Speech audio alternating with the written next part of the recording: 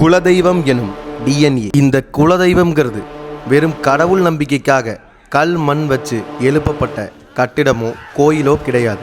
இது பல்லாயிரம் வருஷமா எந்த ஒரு சிஸ்டம் ஃபெயிலியரும் இல்லாம ரன் ஆகிக்கிட்டு இருக்கிற ஆன்சியன்ட் ஜெனட்டிக் டேட்டா சென்டரோட சென்ட்ரல் சர்வர் தான் இந்த குலதெய்வம். எந்த ஒரு சிஸ்டம் ஃபெயிலியரும் இல்லாம ரன் ஆகிக்கிட்டு இருக்குன்னு சொன்னது இதற்குள்ள இருக்கிற பங்காளி முறை.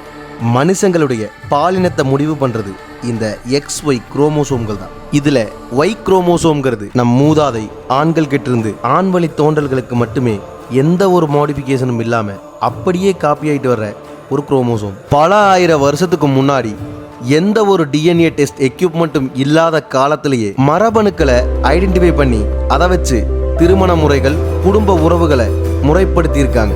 இது நம் முன்னோர்களுடைய மிகப்பெரிய ஜெனட்டிக் சயின்ஸை வெளிப்படையா காட்டுது. ஒரே குலதெய்வத்தை கும்பிடுற பங்காளிகளுக்குள்ள திருமண உறவு இருக்காதுங்கிறது நமக்கு நல்லாவே தெரியும். இது நம் முன்னோர்கள் உருவாக்கிய இந்த குலதெய்வ முறையிலிருந்து சீரமைக்கப்பட்டதுதான். இப்ப இருக்கிற சயின்ஸ் இதை இம்பிரீடிங் டிப்ரெஷன் சொல்றாங்க. அதாவது நெருங்கிய மரபணுக்களை இணைக்கும் போது ஒடுங்கி இருக்கிற நோய் மரபணுக்கள் ஆக்டிவேட் ஆகும். உங்க குலதெய்வ கோயிலுக்கு போகும்போது நீங்க சாதாரண ஒரு இடத்துக்கு போகல, பல்லாயிரம் வருஷமா உங்க மூதாதையர்கள் வாழ்ந்த சுவாசிச்ச அதே சென்ட்ரல் ஹப்புக்கு தான் போறீங்க. அங்க இருக்கிற காந்த புலம், அந்த மண்ணோட அதிர்வலைகள், இது எல்லாமே ஒரு பயாலஜிக்கல் ட்ரிக்கரா செயல்படுது.